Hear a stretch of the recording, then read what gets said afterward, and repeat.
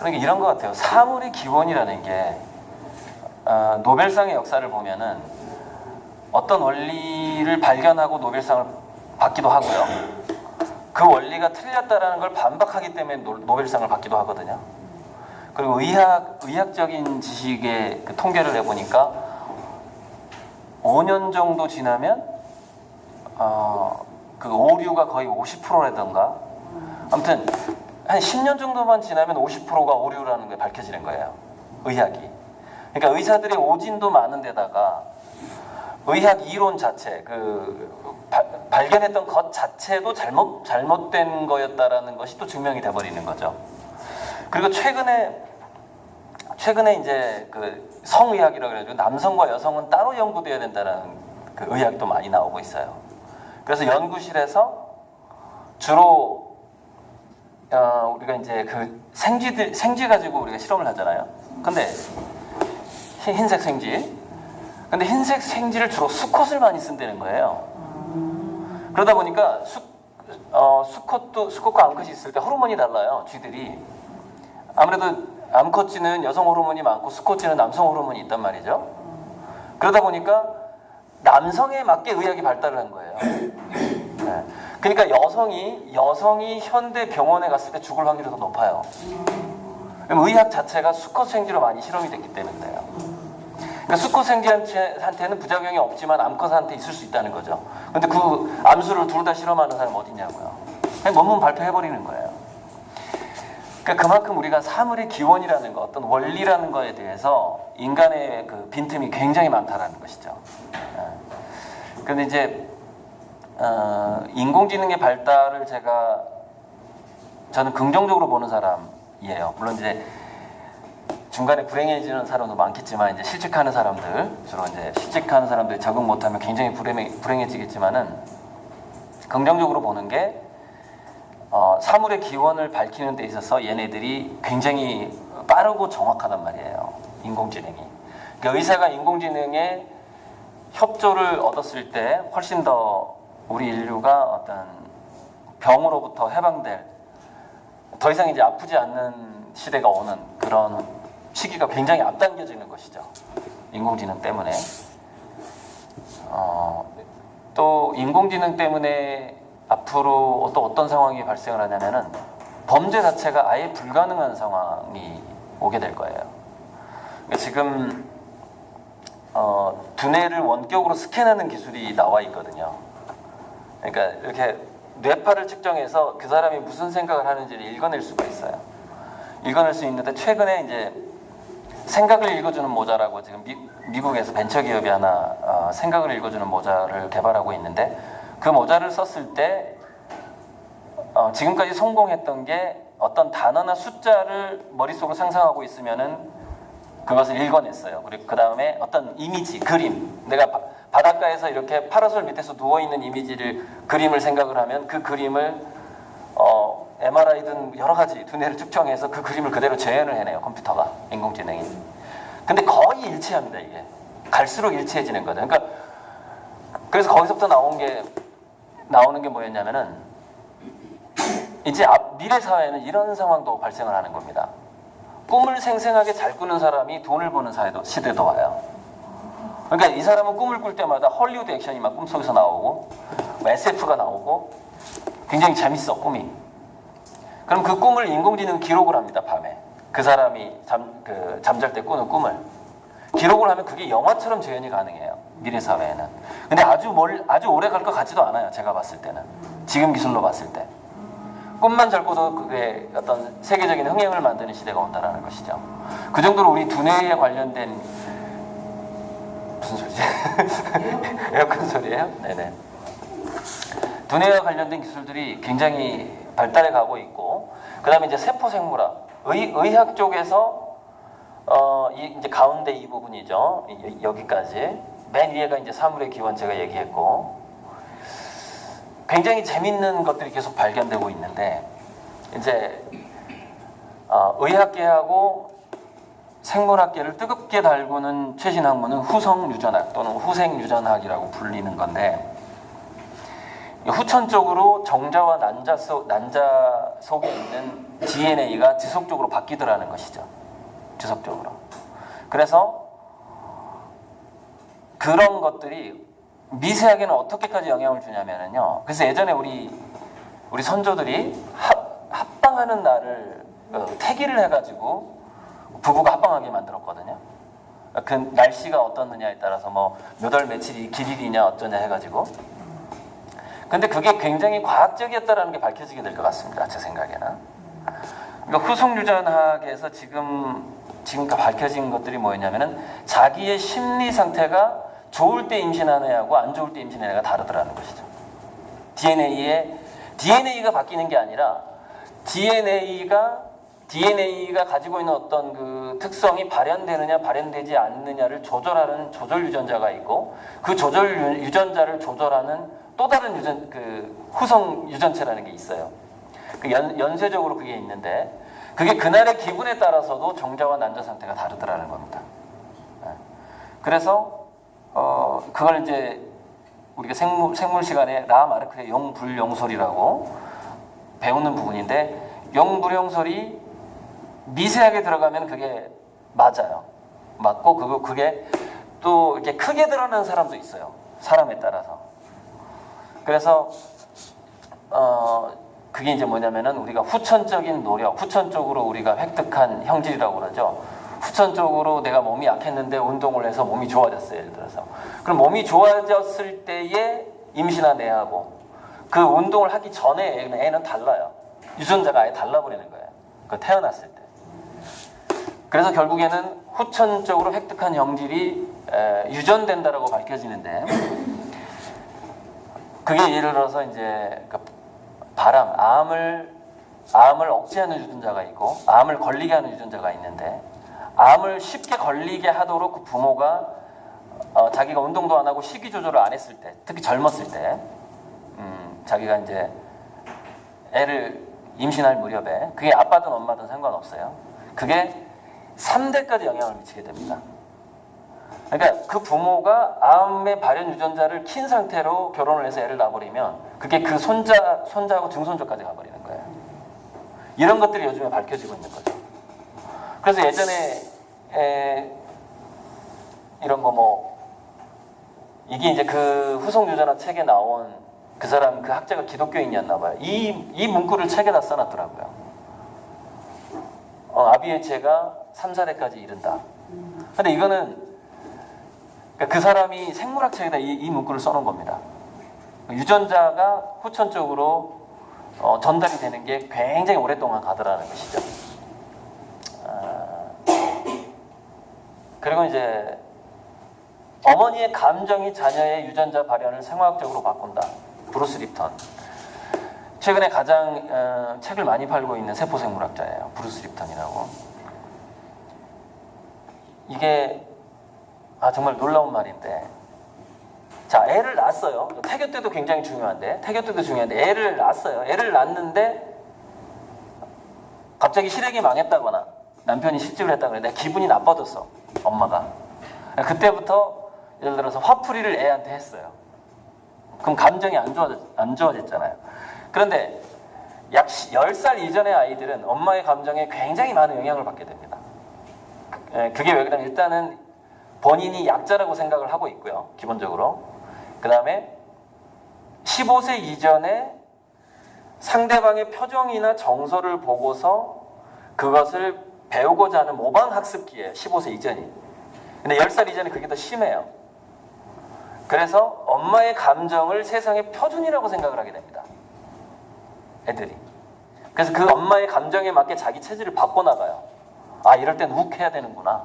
이럴 땐 그만두라고 해도 절대 그만두지 말고 잔소리를 막 해야 되는구나. 이거를 애가 표준으로 삼게 되는 것이죠. 그 아이가. 그게 언제 드러나요? 직장 생활할 때 드러나 버려요. 직장 생활할 때 커가지고. 어렸을 때 엄마와 함께 경험했던 것들이 직장 생활에서 드러나게 되는 거죠. 직장 생활뿐만이 아니라 다시 이제 그 손자를 낳잖아요. 그러면 그 할머니가 하던 대로 애가 또 그 자식한테 하게 돼요. 그래서 감정적인 장단점도 3, 4세까지 가고요. 그 감정적인 것에 정서적인 거잖아요. 그것이 후성 유전체, 후성 유전 물질을 바꿔서 DNA를 바꾼 것도 3, 4대까지 가요. 그러니까 정서적인 거하고 물질적인 것이 계속해서 연동된 상태로 그 자식들한테 전파되고 연결이 되더라는 것인데, 자, 그거보다 더 무서운 게 하나 있는데, 여기 지금 나오려는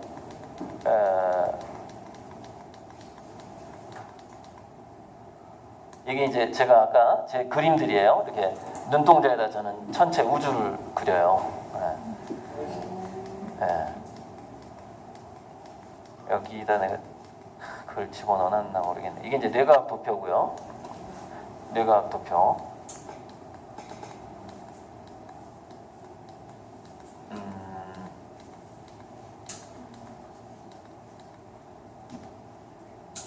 이게 이제 그 후천적으로 DNA가 어떤 식으로 바뀌는가에 대해서 이제 제가 그 정리를 해놓은 거예요. 그래서 여기 보면은 인간의 DNA 같은 것들이 신념, 철학, 생각, 언어, 습관, 태도, 관계, 환경 이렇게 변수가 많아요.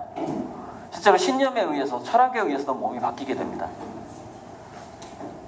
그게 이제 미세한 이런 물질들을 조절을 함으로써 결국에는 DNA를 바꾸게 되는 결과로 계속해서 이런 식으로 순환을 하게 되는 것이죠.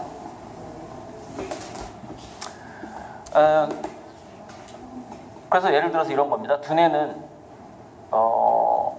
우리가 비만 유전자가 인간들이 더 강한 이유가 뭐냐면은 빙하기 때문이라는 거예요. 빙하기. 그러니까 지구상에 음식을 구하기가 어려운 때가 중간중간에 있었고 굉장히 추웠다라는 것이죠. 근데 그 빙하기를 견디기 위해서는 두 가지, 우리 몸이 생존하기 위해서 두 가지가 필요한데, 일단은 이뇨 탄수화물이든 뭐든 간에, 단백질이든 뭐든 간에 이것을 무조건 지방질로 빨리 바꿔야 돼요. 빨리 바꿔서 몸에 쌓아놔야 돼. 그래야 더 따뜻하고 굶었을 때 그것을 조금씩 쓰면서 오래 생존할 가능성이 높아요. 그러니까 비만성이 인간은 원래 그러니까 우성인 거죠. 열성이 아니라. 인간은 살찌기 쉽게 디자인되어 있다, 원래. 후천적으로. 그 다음에 혈당이 올라가기에 왜 디자인되었느냐? 날씨가 추워지면 동상에 걸리지 말아야 되는데, 세포가 동상에 걸리지 않으려면은 혈당이 높아야 된다는 거예요. 그래서 당뇨병 치료는 고산지대에서 가서 하면은 잘 된다는 겁니다. 약간 추운 데 가서. 왜? 혈당이 높은 것이 아주 추운 지역에 가면 그게 장점으로 돌변을 해요. 네, 동상을 막아주는 그런 좋은 효과가 나타나게 된다는 것이죠. 그래서 우리가 그 빙하기 때문에 바로 그렇게 우리는 당뇨병과 비만의 위험을 기본적으로 가지고 있다. 그게 DNA가 세팅되어 있다는 거예요. 환경에 의해서 우리 몸이 변해온 증거죠, 그게. 그걸 여기다가 안 집어넣어놨나?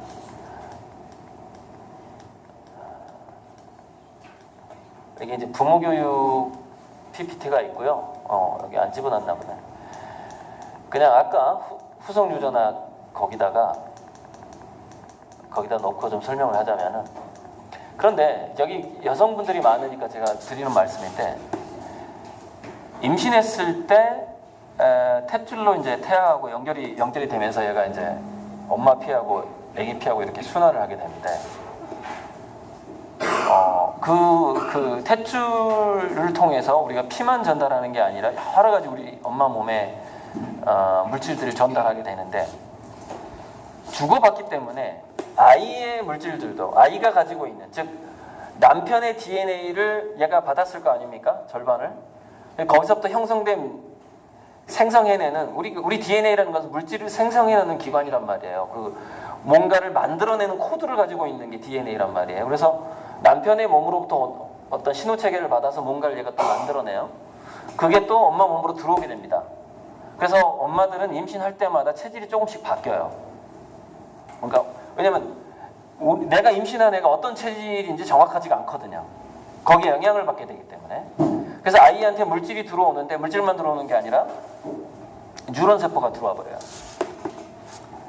그러니까 아이가 세포 분열할 때, 두뇌가 세포 분열할 때 그 뉴런 세포가 피를 타고 들어와 가지고 이게 엄마의 모세혈관을 통과합니다. 두뇌에 있는 모세혈관을 통과를 해요. 그래서 임신 초기에 아이의 뉴런 세포가 엄마의 두뇌 속으로 많이 들어오게 돼요. 그래서 동일한 DNA를 가진 아이들의 뉴런 세포들이 엄마들의 머릿속에 들어가 있다는 사실이에요. 그래서 여기서부터 이제 제가 추정한 건데 언젠가는 과학적으로 밝혀질 건데 이렇게 됩니다. DNA가 동일할수록 그 다음에 똑같은 DNA일수록 쌍둥이 효과 같은 게 있어요. 쌍둥이 효과 같은 게. 그러니까 멀리 떨어져 있어도 얘네들이 아플 때가 되면은 지구 반대편에 있어도 얘가 감기 걸리면 얘도 감기 걸리고 이런 어떤 그런 효과가 있는데 서로 이렇게 마치 연결된 듯한 효과가 있는데 모든 엄마와 자식들은 그런 쌍둥이 효과가 있습니다. 왜냐면은 엄마의 두뇌 속에서 내가 기쁘거나 슬프거나 뭔가 침체되거나 했을 때 바로 그 여러 가지 그 기분에 관련된 호르몬이나 신경 전달 물질이 있는데 두뇌 속에 그 호르몬이나 신경 전달 물질이 자기 머릿속에 들어와 있는 자기 자식의 뉴런을 자극하게 됩니다. 뉴런이 들어와서 살고 있기 때문에. 그래서 엄마의 감정과 일상은 자식들하고 24시간 실시간으로 연결돼 있다고 생각하는 게 맞아요. 물론 아이들의 관심사가 완전히 딴 데로 가 있거나 그렇게 뭔가 다른 데 완전히 팔려 있다. 그러면은 그것으로부터 벗어날 수가 있죠. 그래서 자기가 엄마로서 자기 자신을 스스로 평가해 봤을 때 내 두뇌 상태에 24시간을 우리 애가 지속적으로 영향을 받으면 좀 그다지 좋을 것 같지가 않다. 그럼 빨리 독립시키는 게 좋습니다. 기숙사로 보내거나 이렇게 아예 딴 데로 보내버려야 돼요. 그러면은 거기서부터 계속 좀 더 엄마의 두뇌를 닮고자 하는 그 자식의 그 경향성이 멀어지게 되는 것이죠. 점점점. 다른 멘토한테 아예 보내버려야 되는 것이죠. 입양을 보내버리든지 그런 식으로. 그러니까 그거는 이제 엄마들이 자기 할머니한테 자기가 어떻게 양육받았는지를 생각해 보면 됩니다. 그러니까 왜냐하면 그 영향을 자기가 벗어나기가 힘들기 때문에 그래요. 힘들기 때문에. 그래서 그것을 봤을 때 자식하고 적당한 거리를 두는 것이 굉장히 좋다고 저는 생각을 하는데 어제도 이제 저한테는 20대 중반부터 30대 중반까지 캥거루족 엄마들이 저한테 상담을 많이 합니다.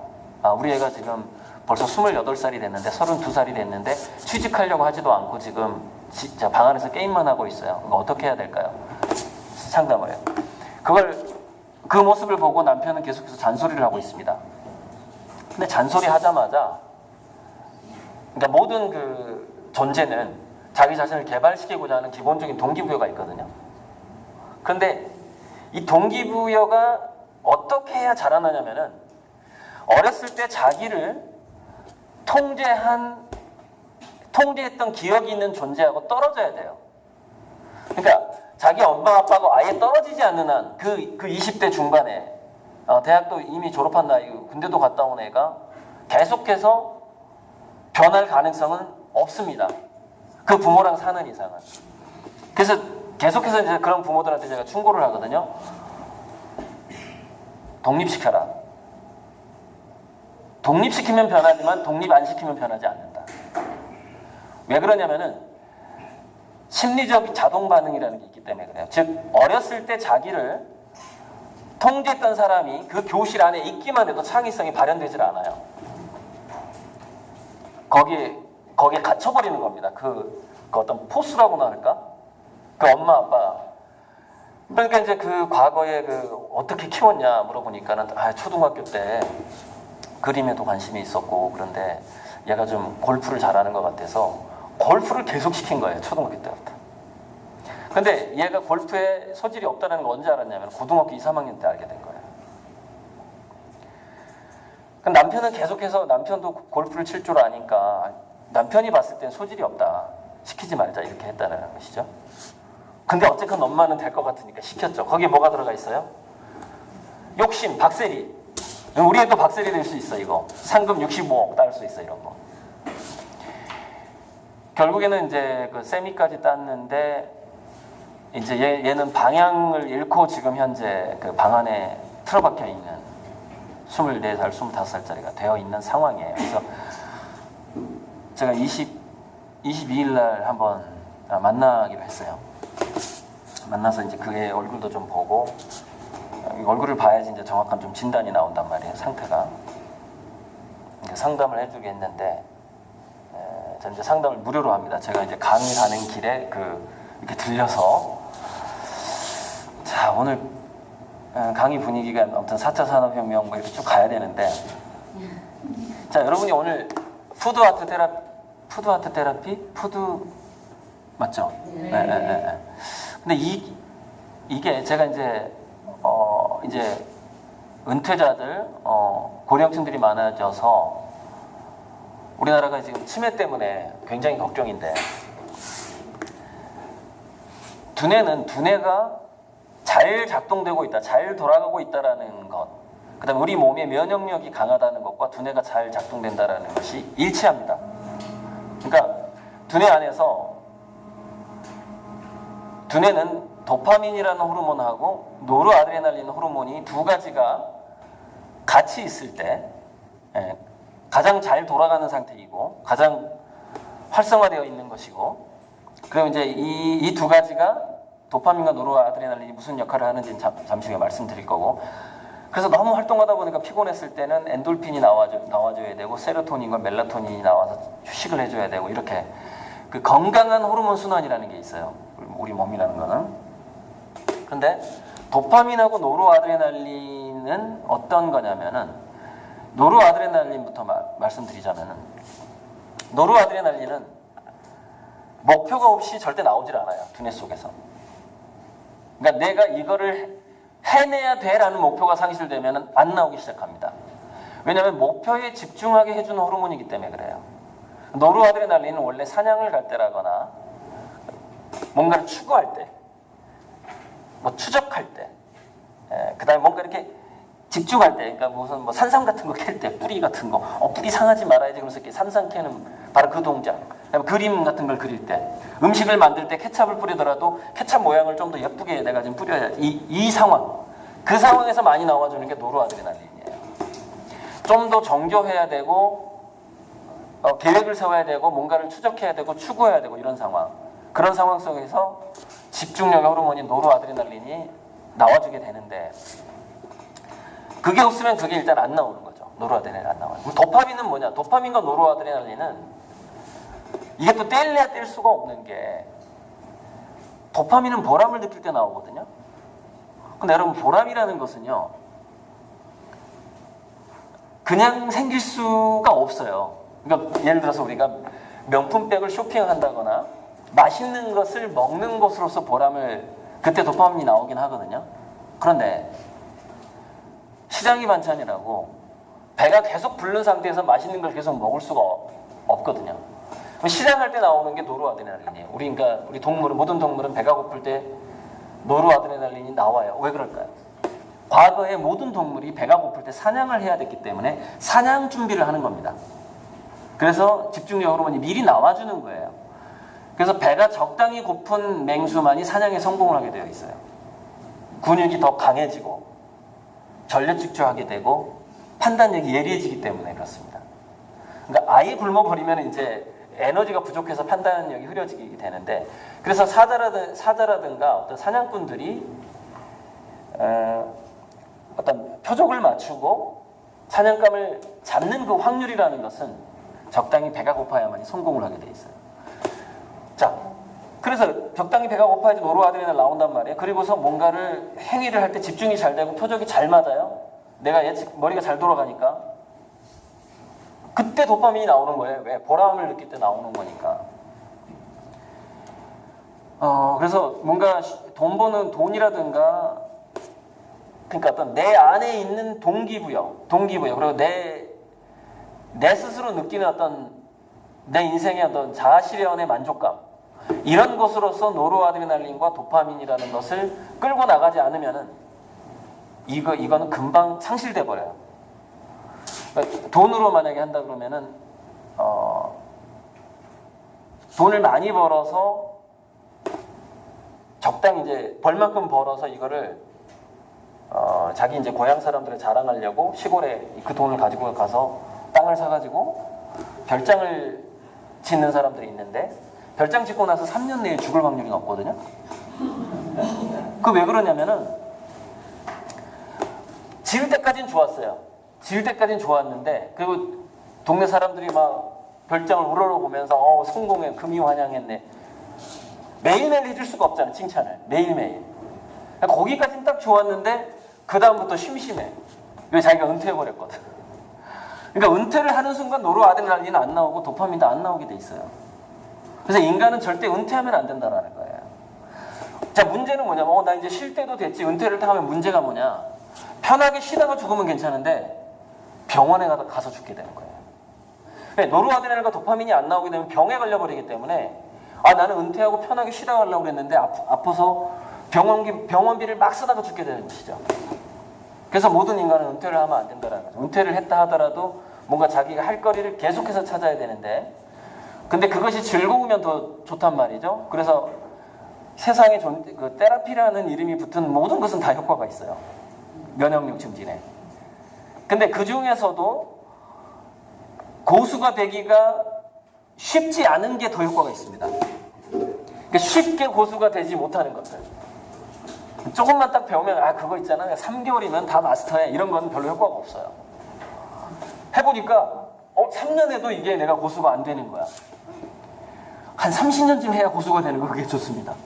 그런 거. 그러니까 목표치를 상당히 높게 잡아야 되는 거죠. 그 아름다우면서도 상당한 고수나 달인까지 가야 되겠다. 죽기 직전까지 내가 뭔가 고수나 달인이 되고자 하는 뭔가가 있었을 때 도파민과 노르아드레날린은 유지가 되는 것이죠. 그러니까 뇌과학에서는 이제 우리 인간의 어떤 속성을 말씀드리기 위해서 이제 이 부분은 뇌과학 부분을 좀 말씀드린 거고.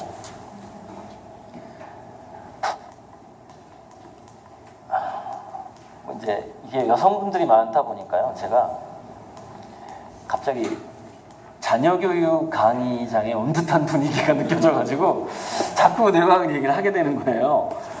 오늘은 자녀교육 강의장은 아니니까 일단은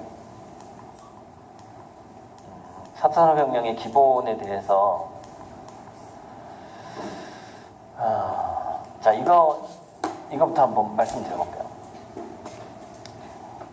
1차, 2차, 3차, 4차 산업혁명의 상징적인 출발선이 있어요. 증기기관이 1702년인가 초창기에 만들어지긴 했어요. 제임스 와트가 아니라 제임스 와트 이전에 증기기관을 만든 사람이 2명 정도가 있더라고요. 근데 백열 전구도 마찬가지고요. 백열 전구도 에디슨이 맨 처음에 만들었던 게 아니에요. 에디슨 이전에 백열 전구를 만들어서 성공했던 사람이 2사람이나 있어요.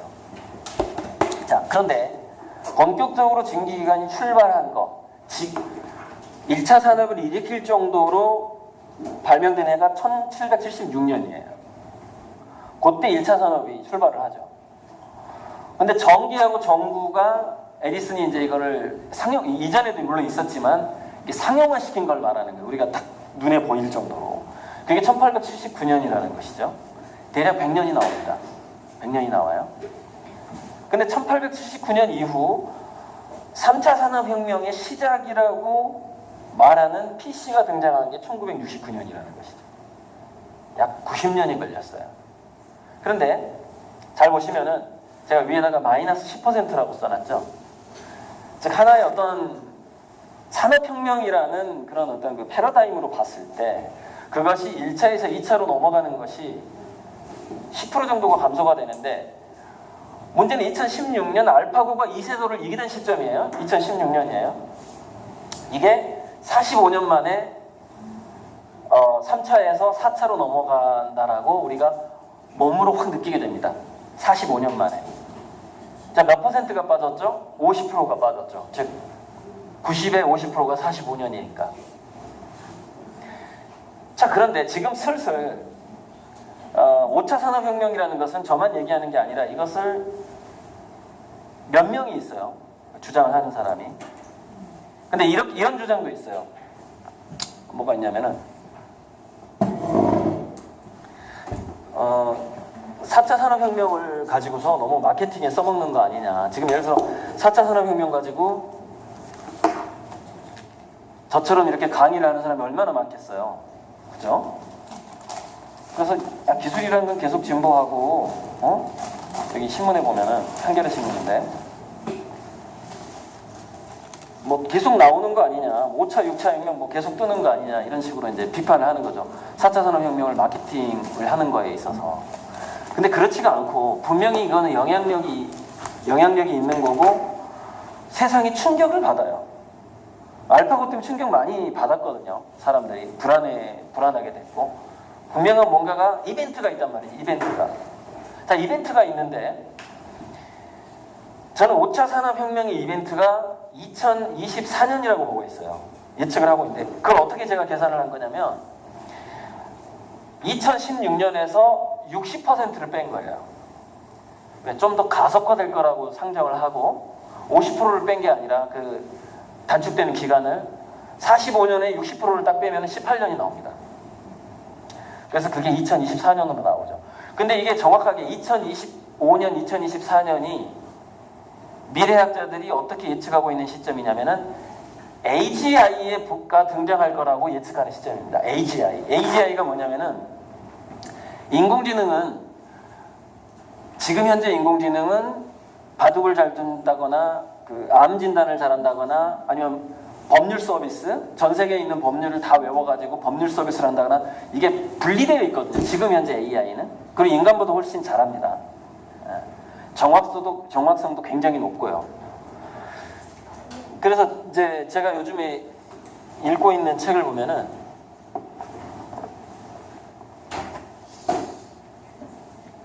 이 책이 4차 산업혁명 강력한 인간의 시대인데 이 책 안에는 어떤 사례가 나오냐면은 미국에서 변호사로 일을 하다가 인공지능 때문에 점점 감원이 된단 말이죠.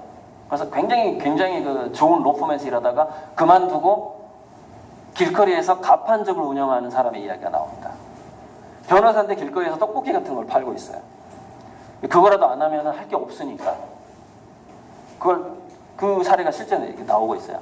그래서 이 책의 원 제목이 Average is over예요. 평균의 시대는 끝났다예요. 평균의 시대가 끝났다. 즉 보편적으로 인간답게 잘 자기 역할을 하면서 사는 그런 중간 에버리지가 아예 멸종하고 있다. 지금 이제 사라지고 있다는 걸 계속해서 그 사례를 들면서 얘기를 해주고 있는 거예요. 중간 계층이 어떻게 사라지고 있는가에 대해서. 그러면 중간 계층이 사라지면 맨 위하고 맨 아래만 남겠죠, 그죠? 맨 위는 두 종류입니다. 맨 위로 맨 위에 남아있는 인간은 돈이 많거나 창의성이 많거나 둘 중에 하나예요. 또 하나는 어떤 지하자원이 많거나 땅, 기본적으로 가지고 있는 그건 돈이 많은 거에 속하기 때문에 제가 이제 거의 통칭하는 거고 재산이 부동산이 많거나 아예 많은 거예요. 아예 많으면 어떻게 되냐면은 강력한 인공지능이 나왔을 때 인공지능을 사버리면 되는 거예요. 돈 주고. 지금 삼성이나 구글이 예를 들어서 알파고의 그 딥마인드도 원래 구글 회사가 아니죠.